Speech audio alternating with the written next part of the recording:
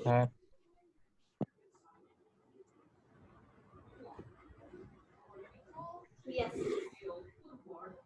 Hello.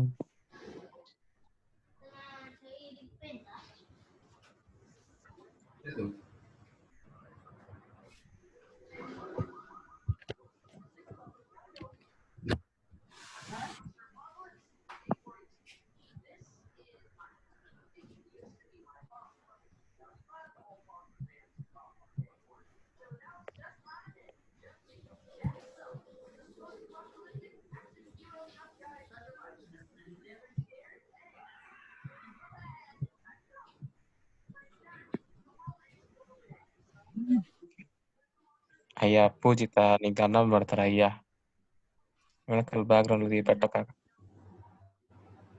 ఇవాళ పడుకునేట్టున్నాడు పూజిత.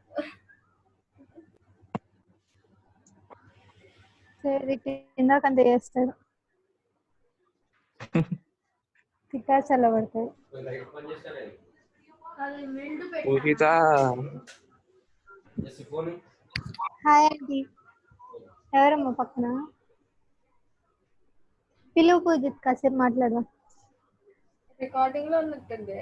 సరే hi అండి. ఎవరిని? పక్కన ఆంటీ ఉన్నారు కదా పక్కన, వచ్చారు కదా పిలవండి. సిగ్గుపడుతున్నారు పిలవమంటే.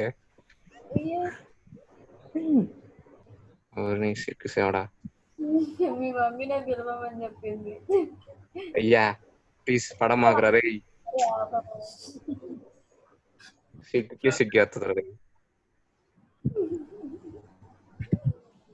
సార్ చూస్తాను నీ ఇష్టం, తిడతారు. సార్ చూస్తూనే ఉన్నారు ఇంకా నుండి, ఏం మాట్లాడట్లేకపోతే పడుకొని ఏం చెప్తారు చెప్పు, ఏం చేస్తారు చెప్పు పాపం సార్ గాని. ఎన్నిసార్లు చెప్పారే బ్యాక్గ్రౌండ్ పెట్టకరా అయ్యా అని చెప్పిండు పాపం sir.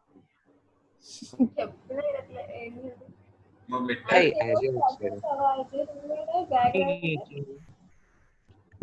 Hey AJ, how are you? Ajay 2 minutes sir అందరూ మ్యూట్ చేస్తారు, అప్పుడు ఉండండి క్లాస్ చెప్తారు.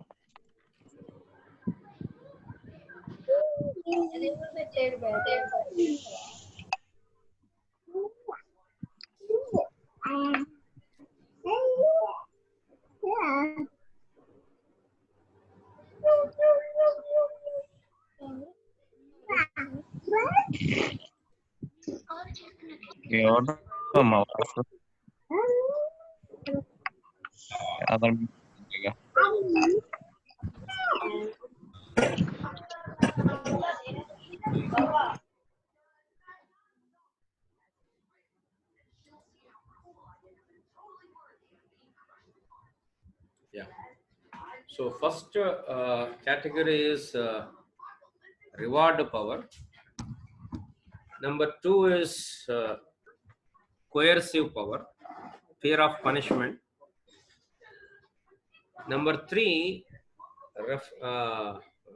legitimate power, which can also be called as authority, and fourth one is referent power. Referent power అంటే ఇప్పుడు ముఖ్యంగా అడ్వర్టైజ్మెంట్స్ లో ఈ రెఫరెంట్ పవర్ కనపడుతుంది.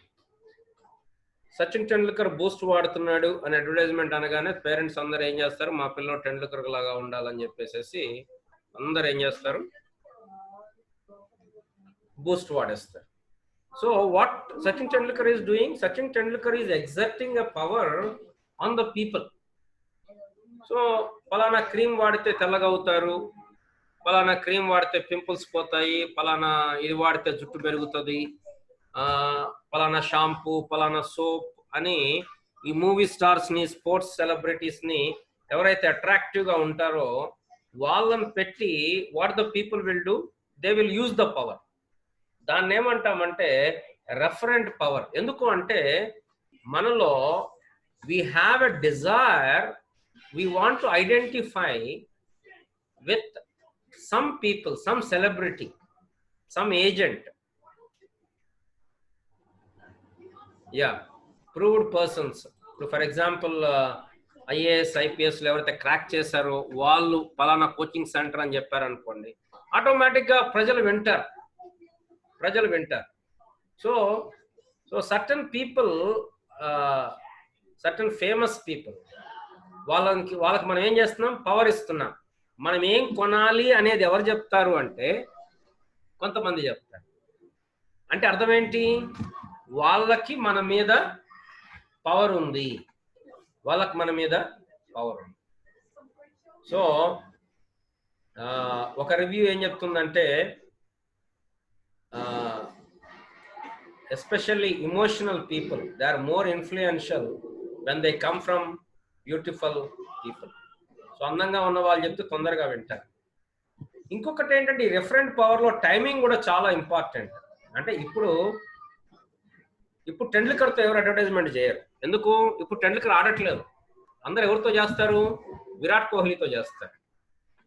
ఇప్పుడు సైనా నెహ్వాల్ కంటే పివి సింధుతో ఎక్కువ అడ్వర్టైజ్మెంట్లు ఉంటాయి. ఎందుకంటే now she is in form. So only professional athletes who are in season, timing is very important aspect.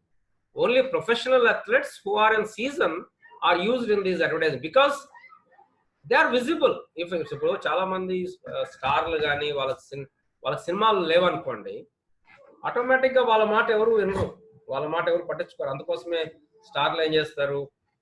YouTube కానీ లేకపోతే ఫేస్బుక్ కానీ టిక్ టాక్ కానీ వాడి they say that they are in live, మేము ఎక్కడికి పోలేదు, మేము ఇంకా ఉన్నాము.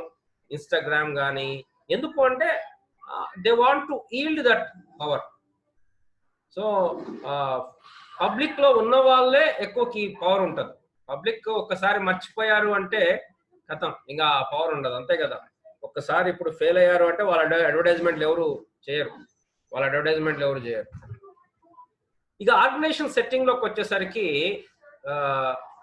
ఈ రెఫరెన్షియల్ పవర్, ఇప్పుడు మనం ఆర్గనైజేషన్ గురించి మాట్లాడుకుంటున్నాం కాబట్టి, for example managers with referent power must be attractive to their people that they will want to identify with them. అంటే మేనేజర్లు ఎలా ఉండాలంటే చారిస్మాటిక్ గా ఉండాలి. అంటే అబ్బా ఈ మేనేజర్ భలే వర్క్ చేస్తాడురా, ఈ మేనేజర్ భలే ఉంటాడురా, ఈ మేనేజర్ పర్సనాలిటీ భలే ఉంటది, అబ్బా ఈ మేనేజర్ ఇన్ఫ్లుయెన్స్, అంటే అట్లాంటి కరిస్మా క్రియేట్ చేయగలిగితే అప్పుడు మేనేజర్ చెప్పిన మాట ఆటోమేటిక్ గా వింటారు. So regardless whether the managers later have the ability to reward or punish, అది పక్కన పెడితే whether they have legitimate power ఉందా లేదా, మనం ఇందా చెప్పిన 3 పవర్లు పక్కన పెడితే, ఎప్పుడైతే ఒక మేనేజర్ చారిస్మాటిక్ గా ఉంటాడు, అంటే మంచి అట్రాక్టివ్ గా పనిచేస్తాడు, అంటే అందరూ ఫలానా వాళ్ళలాగా ఉండాలి అనుకుంటారో అప్పుడు ఆటోమేటిక్ గా తనకి పవర్ ఉంటుంది. This is what type of power is it? Referent power.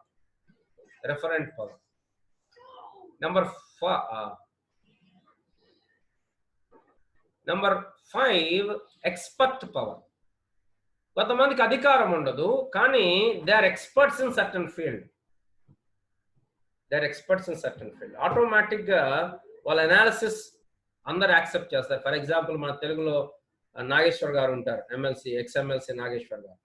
ఆయన ఏదైనా విషయం మీద ఆయనేమి అధికారంలో లేడు, ఆయన దగ్గర అధికారం లేదు, కానీ ఆయన యూట్యూబ్ సబ్స్క్రైబర్లు చాలా మంది ఉంటారు. ఎందుకు? Is an expert in political analysis. ఇప్పుడు మన ఇండియన్ పొలిటికల్ సినారియోలో శశి థరూర్ కానీ సుబ్రహ్మణ్య స్వామి కానీ వీళ్ళు మాట్లాడుతుంటే ఆటోమేటిక్గా అందరూ వింటారు వాళ్ళ అనాలిసిస్. ఎందుకంటే దే హ్యావ్ ద ఎక్స్పర్టైజ్. వాళ్ళు ఒక పర్టికులర్ ఫీల్డ్ లో ఎక్స్పర్ట్స్ కాబట్టి ఆటోమేటికల్లీ, అంటే ఇప్పుడు సపోజ్ జిఎస్టీ కానీ లేకపోతే నోట్ బ్యాన్ కానీ వీటిలో మనకేం నాలెడ్జ్ లేదు, ఎందుకంటే మనకి ఎకనామిక్స్ వాళ్ళం కాదు. కానీ మనం ఎవరిదో ఒకరిది వినాలి. ఎవరిది వింటాం? ఎవరైతే ఎక్స్పర్ట్ ఉన్నారో వాళ్ళది వింటాం. So this is expert power అన్నమాట. సో ఏమంటాము? నాలెడ్జ్ అండ్ ఎక్స్పర్టైజ్ ఉన్నప్పుడు ఆటోమేటిక్ గా the people have the power.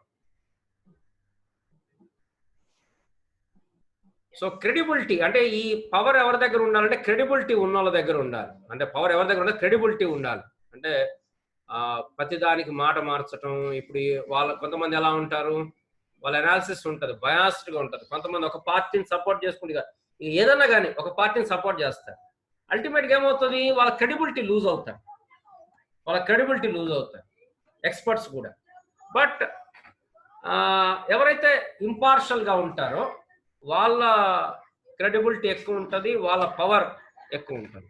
ఒక్కసారి ఒక పర్సన్ బయాస్డ్, ఒక పార్టీని సపోర్ట్ చేస్తున్నాడు అని చెప్పి అనుకున్నారు అనుకోండి, కథం, ఆయన పవర్ ఉండదు. అంటే ఆయన మాట ఎవరు వినరు. This is expert power. So there is a basic research indicating the significant positive impact that credibility has on perceiving power. So credibility chala important ee power lo. For example, a highly successful football coach gives an aspiring young player some advice on how to do a new block. అప్పుడు ఎంత జాగ్రత్తగా వింటాడు అంటే is granting the power to the coach. The coach has the power in this case because he so knowledgeable about the football. So sports fans, sports players ఎవరైతే ఉన్నారో,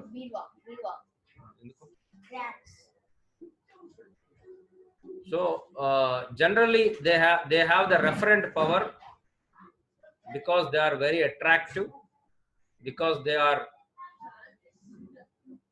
if they are expert, then they can do the both. In organizations, people who have the expertise, for example oka software industry lo gaani ekkadaina engineers who are expert in technical matters,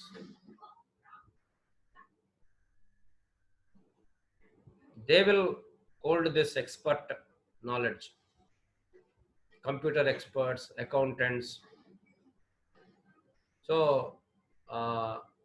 expert power is highly selective. కొంతమంది దగ్గరే ఉంటుంది, and వాళ్ళకి credibility ఉండాలి, వాళ్ళకి trust worthiness ఉండాలి, వాళ్ళకి relevance ఉండాలి. అంటే ఇప్పుడు ఎట్ ప్రజెంట్ ఇప్పుడు నేను సిలో ఎక్స్పర్ట్ని అని చెప్పి తిరిగాను, ఎవరైనా వింటారు అన్నమాట. ఇప్పుడు సి ఆల్రెడీ అవుట్డేట్ అయిపోయింది, సి గురించి ఇప్పుడు ఎవరు పట్టించుకోరు. అదే పైథానో, జావానో ఎక్స్పర్ట్ అంటే ప్రజలు వింటారు నా మాట, స్టూడెంట్స్ వింటారు నా మాట. So a person seeking expert power must have a reputation for being honest and straightforward. So in case of political figures, scandals could undermine their expert power in the eyes of voting the public. So వాళ్ళు కానీ bias అయితే కష్టం అయిపోతుంది. So ఈ 5 bases of power, this is summed up as a called global power. ఈ 5 కలిపితే దాని global measurement of power అని చెప్పి అన్నారు. ఏమేం చెప్పండి? Number 1 reward power, number 2 coercive power, number 3 legitimate power which is called authority, number 4 referent power, number 5 expert power. Now let us move on to see contingency approaches. What is the meaning of contingency? Ajay, what is the meaning of contingency?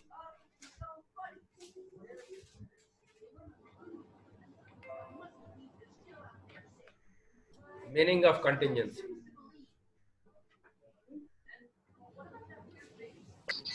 Sir, you asking me? Yeah. Expecting. Chodu, kodu. Yeah. Provision for a possible event or circumstance.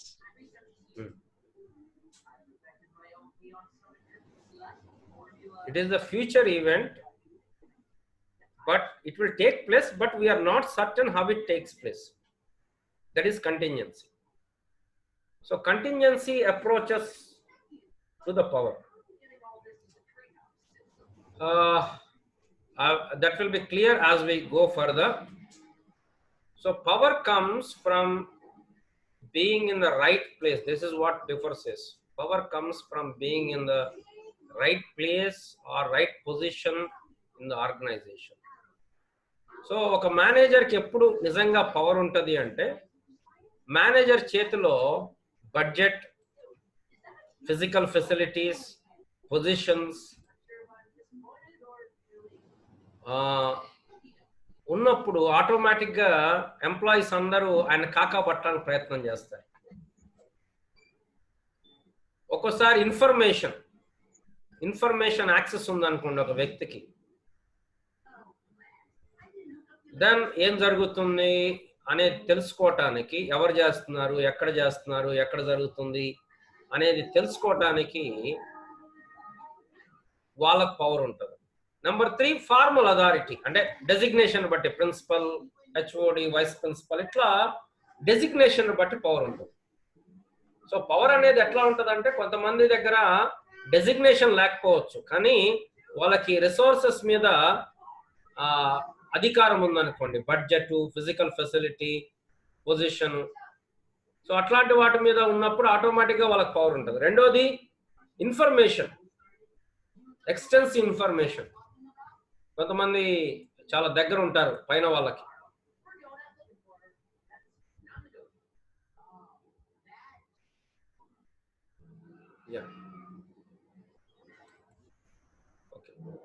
So కొంతమంది దగ్గర ఉంటారు మేనేజ్మెంట్కి, లేకపోతే organisation CEO, vice president.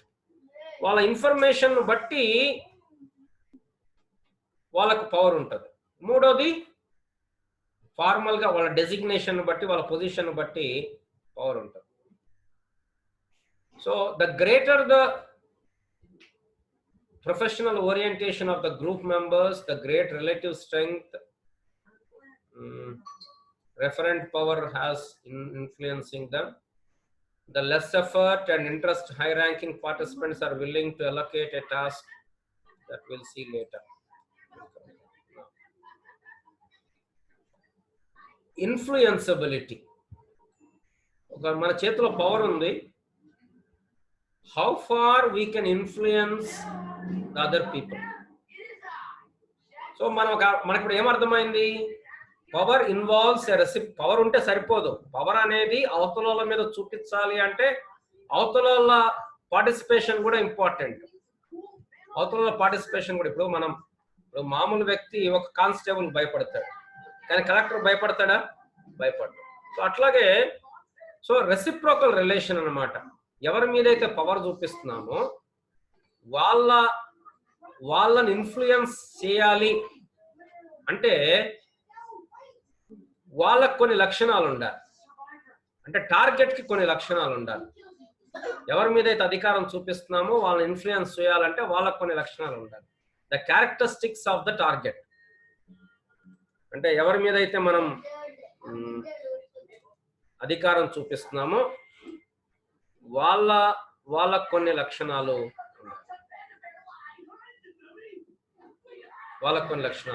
Number 1, dependency.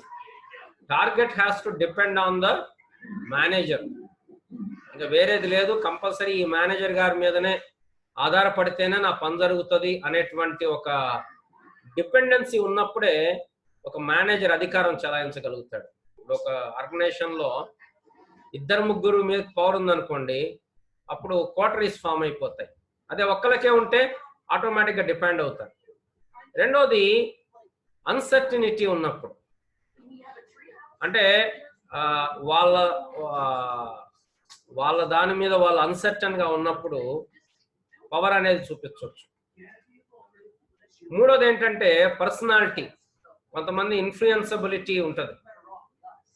For example, people who cannot tolerate ambiguity or who are highly anxious about more susceptible to the influence, and those with high needs of affiliation are more susceptible to group influence. For example, కొంతమందికి అధికారంలో ఉన్న వాళ్ళకి దగ్గరగా ఉండాలి అనేటువంటి ఒక అర్జు ఉంటుంది, వాళ్ళకి అంబిగ్విటీ ఉంటుంది. కానీ కొంతమందికి ఉండదు అట్లా. కొంతమంది ఏమి పెద్ద పట్టించుకోరు, వాళ్ళకి సెల్ఫ్ ఎస్టీమ్ ఎక్కువ. ఆయనతో ఏముంది, నేను చేసుకుంటాలే, నా నాలెడ్జ్ ఉంది, ఇది కాకపోతే ఇంకో జాబ్, పెద్ద ఆయనకి ఎందుకు మేము లోబడాలా, ఇట్లా ఉంటారు. సో అట్లాంటప్పుడు పవర్ ఉండదు.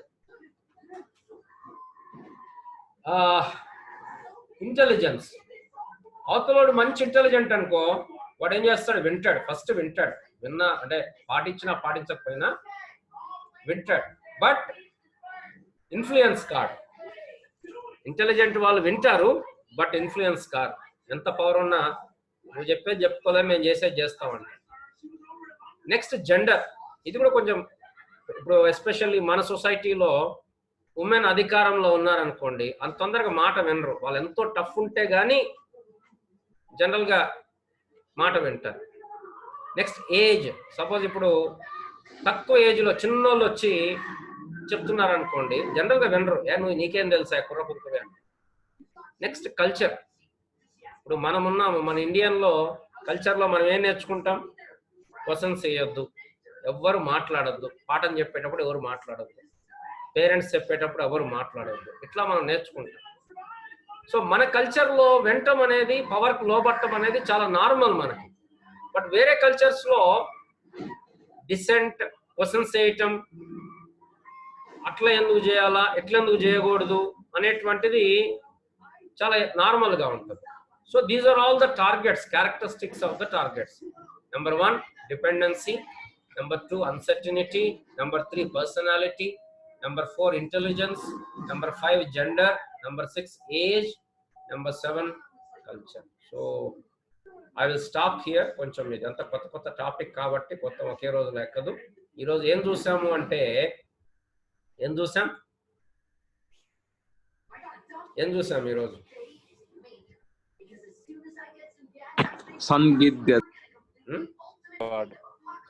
Power. First we defined power. Next, reward power. Categories of power. 5 categories of power. Reward power, coercive power, legitimate power, legitimate power which is called authority, referent power, expert power. Then we have seen the characteristics of influenceability. అంటే మనం influence చేయాలి అంటే అవతల వ్యక్తిలో ఏం characteristics ఉన్నాయి, మనం అందరిని ఇన్ఫ్లుయెన్స్ చేయలేం. సో 7 క్యారెక్టరిస్టిక్స్ చూసాం. ఏంటి అవి? Number 1 dependency, uncertainty, personality, intelligence, age, gender, age, culture. So these are about power. In the next class we are going to see the 2 phases of the power, how the power influences the people, prajalni etla marustadi, and how we can empower the employees. What is the role of empowering the employees? So thank you very much for joining. Thank you very much for sparing your valuable time. Stay home, stay safe. బయటకు వెళ్ళకండి, బయట తిరగకండి, ఇంట్లో కూర్చోండి, ఆరోగ్యంగా ఉండండి, చదువుకోండి. Okay, thank you. Pujith, bye bye, take care. దూరం పెట్టండి, తొందరగా మనుషుల్ని కలుస్తాం. Very good, bye. అష్టాచమ్మ మాత్రం ఆడకండి. ఆడినా మీ ఇంట్లో ఆడుకోండి, వేరే వాళ్ళ ఇంటికి ఆడకండి.